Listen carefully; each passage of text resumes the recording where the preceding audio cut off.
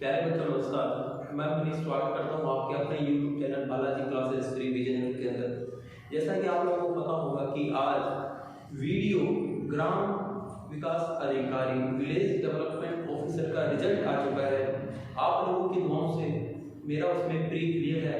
अगर आपने वो एग्जाम दिया था, आपका रिजल्ट क्या रहा है, आप मुझे कमेंट बॉक्स में आप अपना कमेंट जो आपका रिजल्ट है वो मुझे जरूर बताएं। और मेरी आप लोगों के लिए दुआ यही है कि आपका रिजल्ट भी अच्छा हो। तो चलिए आज हम बात करते हैं मैथ के बड़े एक शानदार टॉपिक के बारे में, जिसका नाम है प्रॉफिट लॉस, जिसको हिंदी में अपने बोल देते हैं लाभ और हानि। तो प्यारे बच्चों, सबसे पहले हम ये जानने की कोशिश करते हैं कि प्रॉफिट और लॉस है क्या। प्रॉफिट और लॉस होता क्या है। जो चीजें मैं आपको स्टार्टिंग के 5 मिनट की वीडियो के अंदर बता रहा हूँ, आप यकीन मानिए मेरा, अगर आप इस 5 मिनट की वीडियो को अच्छे से देखेंगे, समझेंगे, तो आपका ये पूरा कंसेप्ट साथ के साथ क्लियर हो जाएगा। आप बस एंड तक मेरे साथ बने रहिएगा। तो चलिए बिना समय लगाए वीडियो को शुरुआत करते हैं। देखिए, मान लीजिए कि आपके पास 100 रुपए, आपके पास कितने रुपए हैं? 100 रुपए हैं। और आप गए मार्केट। कहाँ गए? मार्केट, यानी कि आप गए बाजार। ऐसे ही घूमने चले, वहां पे आपने मान लीजिए कोई वस्तु ली, कोई वस्तु आपने देखी और आपको वो वस्तु क्या आ गई? पसंद आ गई। और आपने क्या किया? इस वस्तु को खरीद लिया। आपने इस वस्तु को क्या कर लिया? खरीद लिया। आप बाजार गए, बाजार में आपने किसी वस्तु को देखा और वो वस्तु आपको पसंद आई, तो आपने क्या किया? खरीद लिया। कितने में खरीदी? आपने पूरे 100 रुपए में खरीदी। ठीक है। फिर आप वो वस्तु लेकर कहीं घूमने के लिए पार्क चले गए। पार्क में आप तो बैठे रहे, जो मनोरंजन बच्चे खेल रहे थे, आपने भी झूले वगैरह लिए, एंजॉय किया खूब। और शाम को जब याद आया कि यार अब तो क्या करना पड़ेगा कि घर जाना पड़ेगा, फिर आपको याद आया कि ये 100 रुपए तो पापा ने मुझे किसी को देने के लिए दिए थे और मैंने क्या किया? मैंने ये वस्तु खरीद ली। अब आपको हो गई टेंशन कि अब क्या करें। आपने क्या किया? आपने अपने दोस्त रवि को कॉल किया। आपने रवि को कॉल किया तो रवि को बताया कि यार मैंने इस तरीके से एक वस्तु ली है, मुझे पहले ये अच्छी लगी, मैंने खरीद ली, और अब मैं क्या कि मुझे पापा को पैसे देने हैं, पापा को मैंने पैसे नहीं दिए तो पापा पीटेंगे। तो आप ऐसे करो, ये वस्तु मैंने 100 रुपए में खरीदी थी, आप मुझसे 100 रुपए में ये वस्तु ले लो और 100 रुपए मुझे दे दो। रवि बड़ा होशियार था, रवि बहुत होशियार था। रवि ने कहा ना 100 नहीं, मैं तो ये लूंगा 80 रुपए में। कितने में लूंगा? 80 रुपए में। कितने में लूंगा? 80 रुपए में। आपने 1 मिनट के लिए सोचा कि यार मैंने ये वस्तु ली थी 100 रुपए में। कितने में खरीदी थी? मैंने वस्तु खरीदी थी 100 रुपए में, और रवि कितने में लेने के लिए बोल रहे हैं?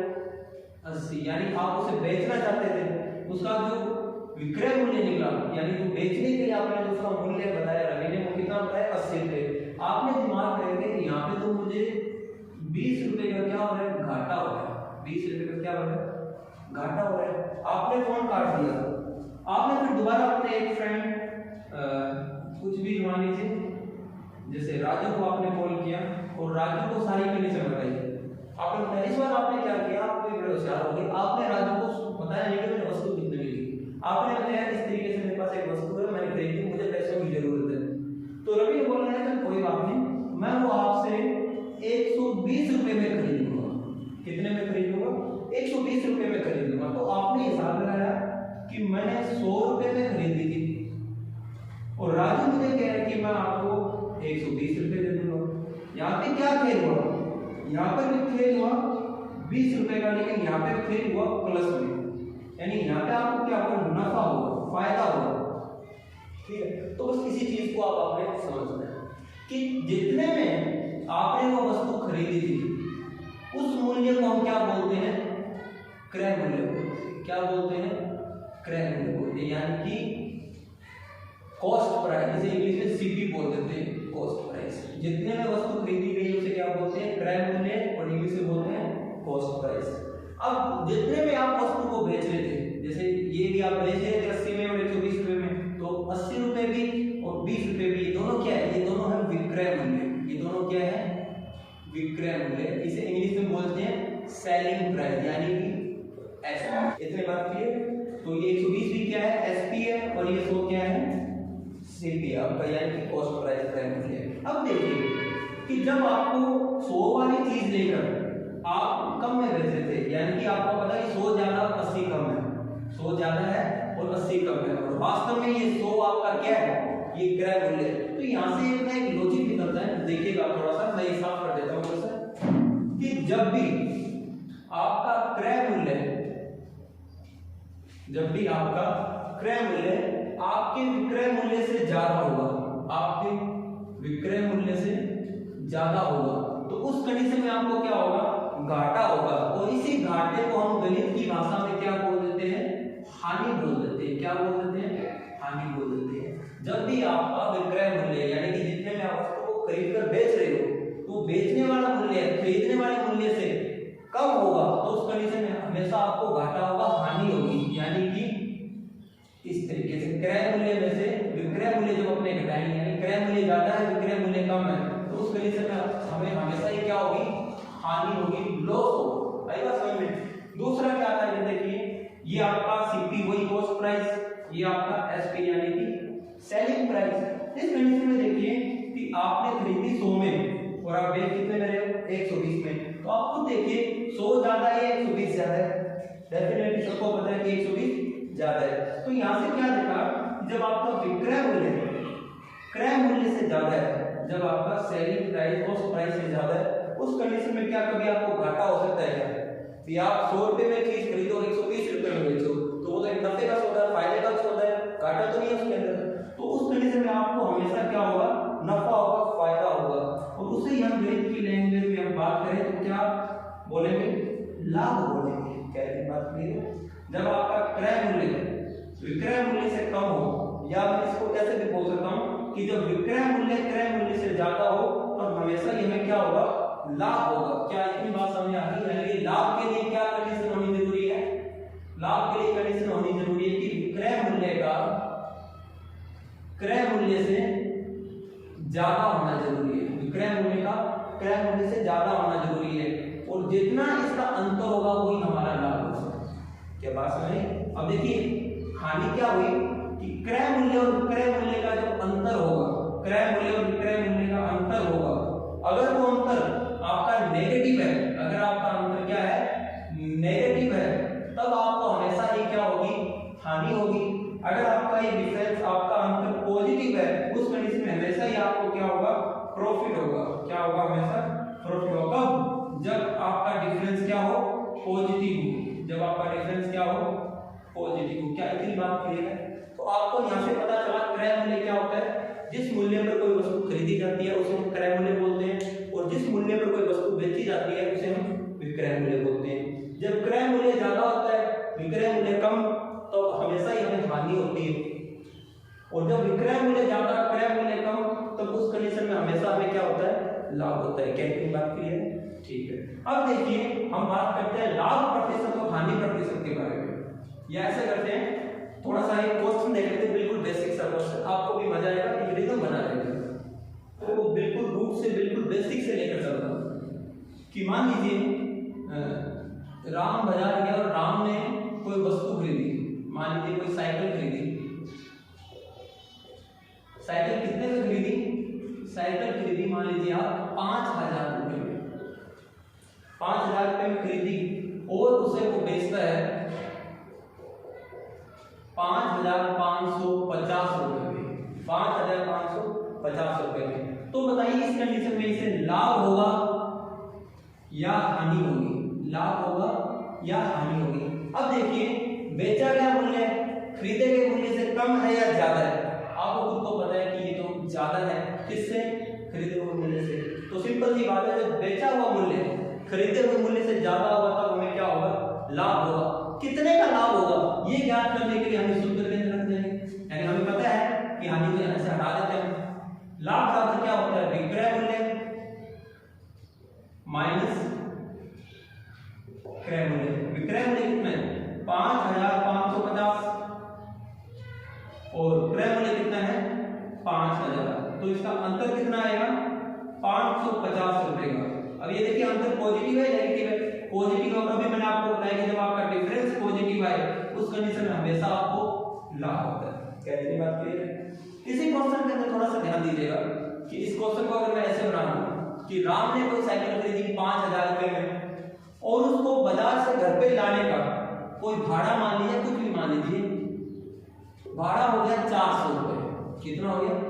400 रुपए। और राम उसे 1 साल चलाकर या 6 महीने चलाकर दोबारा बेच देता है। दोबारा क्या करता है? बेच देता है। बेचता है कितने में बेचता है? 5500 रुपए में बेचता है। कितने में बेचता है? 5500 रुपए में। तो आप बताइए कि उसे नफा होगा या घाटा होगा?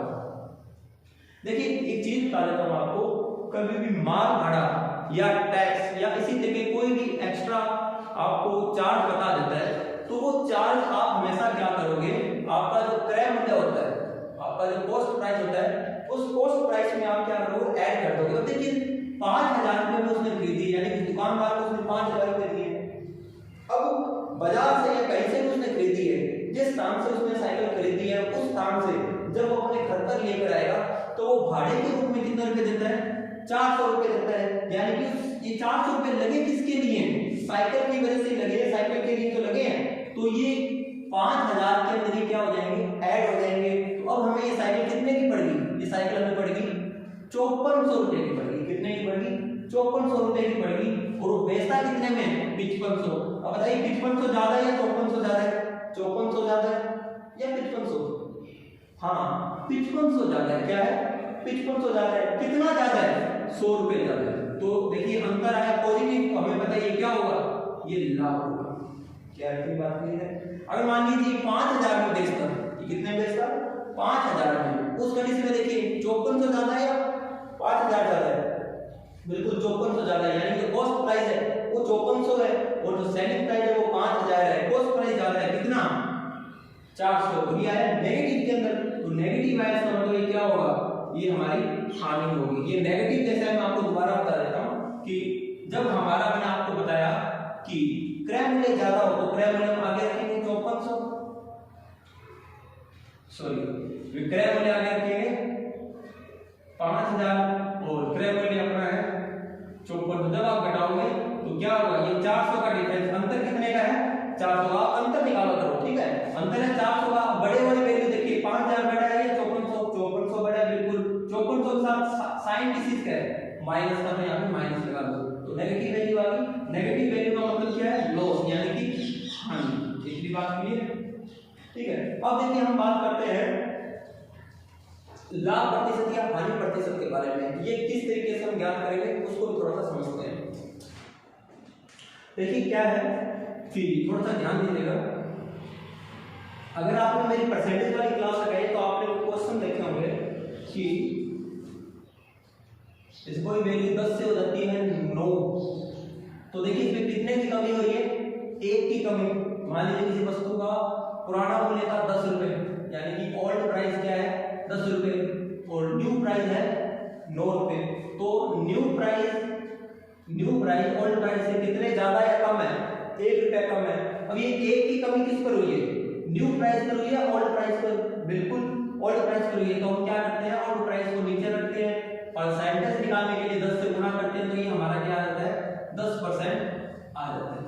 ठीक यही वाला फॉर्मूला हम हानि प्रतिशत या लाभ प्रतिशत ज्ञात करने के लिए करेंगे। कैसे? थोड़ा सा देखिएगा। जैसे मान लीजिए कि आपका कॉस्ट प्राइस हिंदी में बोलते हैं क्रय मूल्य, और ये आपका सेलिंग प्राइस यानी कि एसपी विक्रय मूल्य। मान लीजिए आपका क्रय मूल्य है 100 रुपए। आपका क्रय मूल्य क्या है?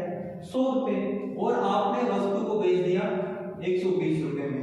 तो देखिए आपको ये अंतर कितने का? ये अंतर देखिए, ये अंतर है 20 का। और ये पॉजिटिव है नेगेटिव? ये पॉजिटिव है। ये बात समझ आई? ठीक है। अब देखिए कि मुझे पता है कि ये है लाभ। ये क्या है? लाभ यानी कि प्रॉफिट है। ये क्या है? प्रॉफिट। और मुझे निकालना है लाभ प्रतिशत। मुझे क्या निकालना है? लाभ प्रतिशत। देखिए फॉर्मूला बनाना हम आपको इस बात का, कोई इस फॉर्मूला याद करने की आपको आवश्यकता नहीं है। अब देखिए मैंने क्या किया कि मुझे इसकी परसेंटेज में वैल्यू निकालनी है कि ये 20 100 का कितना परसेंट है। तो मैं क्या करूंगा? ये ऊपर रखूंगा, यानी कि 20 बटे 100 इनटू में परसेंट लगाने के लिए मैं 100 लगाऊंगा। तो क्या होगा? 100 से 100 कट जाएगा, 20% आपका उत्तर आ जाएगा। लेकिन इसी को मैं वैल्यू ना रखकर मैं इनके नाम रखता हूं कि मुझे पता है ये 20 क्या है, ये 20 है लाभ, ये 20 क्या है लाभ, तो मैंने 20 की जगह कर दिया लाभ। और ये 100 क्या था, ये 100 है कॉस्ट प्राइस यानी कि क्रय मूल्य, क्या है क्रय मूल्य। और 100 मैंने क्यों लगाया था, क्योंकि मुझे आंसर परसेंटेज में चाहिए था। मुझे पता है कि जब भी परसेंटेज लगाना होता है तो इनटू में 100 और परसेंटेज हटाना होता है तो भाग में 100। ये बेसिक बातें आपको पता होगी, अगर नहीं पता तो आप मेरे परसेंटेज की वीडियो देखिए, प्लेलिस्ट के अंदर आपको वीडियो मिल जाएगी। तो देखिए ये मुझे क्या मिल गया, फॉर्मूला मेरा क्या, कई जगह क्या होता है कि लाभ ना दे करके सीधा इस तरीके से लिख देता है कि विक्रय मूल्य माइनस क्रय मूल्य, क्या लिख देता है विक्रय मूल्य माइनस क्रय मूल्य। अब थोड़ा सा आप देखिएगा, विक्रय मूल्य माइनस क्रय मूल्य में क्या लिखा है, विक्रय मूल्य माइनस क्रय मूल्य। मुझे पता है विक्रय मूल्य माइनस क्रय मूल्य किसके बराबर होता है, लाभ के बराबर होता है। तो चाहे मैं विक्रय मूल्य माइनस क्रय मूल्य लिख दूं या मैं लाभ लिख दूं, बात एक ही। आई बात समझ में? तो ये मेरा फॉर्मूला बन गया किसका, लाभ प्रतिशत का। तो ये फॉर्मूला मैं यहां लिख देता हूं, यानी कि लाभ बटे क्रय मूल्य इनटू 100, ये मेरा लाभ प्रतिशत का फॉर्मूला बन गया। अब हम बात करते हैं हानि प्रतिशत की। हानि प्रतिशत का किस तरीके से फॉर्मूला बनेगा, देखिए वही वस्तु मैंने 100 रुपए में खरीदी और इस बार मैंने क्या किया 80 70 ले लेते हैं, 70 रुपए में मैंने बेच दी। कोई वस्तु मैंने 100 रुपए में खरीदी और 70 रुपए में बेच दी। तो इस बार देखिए मुझे नफा होगा या घाटा होगा। आप ये देखिए 100 रुपए में लेकर के 70 रुपए में बेचोगे तो कोई बेवकूफ होगा जो इसे फायदे का सौदा बोलेगा, ये बिल्कुल घाटे का सौदा है। और कितने रुपए घाटे का, 30 रुपए का। 30 रुपए का घाटा हुआ है, इसे मैं मैथ की भाषा में हानि बोल सकता हूँ। वही अगर मुझे देखना होता कि ये 30 100 का कितना प्रतिशत है, मैं क्या लिखता 30 बटे 100 प्रतिशत लगाना है तो इंटू 100, ये 100 से 100 कट जाता है, 30% उत्तर आ जाता है। लेकिन मुझे ये कुछ नहीं करना, ये सब चीजें मैं नहीं करूंगा। मुझे क्या करना है, मुझे तो फॉर्मूला बनाना है। अब देखिए 30 किसकी वैल्यू थी, ये 30 वैल्यू थी हानि की, तो मैंने यहाँ पे लिख दिया हानि। और ये 100 क्या है, ये 100 है क्रय मूल्य, 100 क्या है क्रय मूल्य इनटू 100 मैंने क्यों लिखा था, क्योंकि अभी मैंने आपको बताया कि मुझे आंसर चाहिए परसेंटेज के अंदर, और अभी मैंने बताया कि प्रतिशत जब भी लगाना हो तो हम क्या करेंगे इनटू 100। तो देखिए ये आपका फॉर्मूला बनकर तैयार है। अब कुछ जगह जिसमें लाभ के लिए मैंने बताया था कि विक्रय मूल्य माइनस क्रय मूल्य लिख देते हैं, तो यहाँ पे क्या होगा, यहाँ पे क्रय मूल्य आगे आ जाएगा और विक्रय मूल्य पीछे आ जाएगा। इस तरीके से भी आपको मिल जाएगा। और अभी मैंने आपको बताया कि क्रय मूल्य माइनस विक्रय मूल्य बराबर क्या होता है, हानि होता है। तो आप चाहे हानि की जगह ये लिख लो चाहे ये लिख लो, बात एक ही। आई बात समझ में? तो ये फॉर्मूला मैं उधर लिख देता हूं कि हानि बटे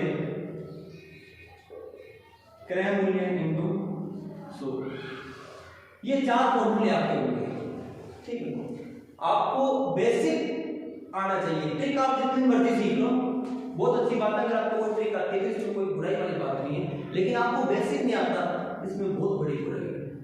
क्योंकि जहां पे आपकी ट्रिक फेल हो जाएगी वहां पे बेसिक आपका काम आएगा।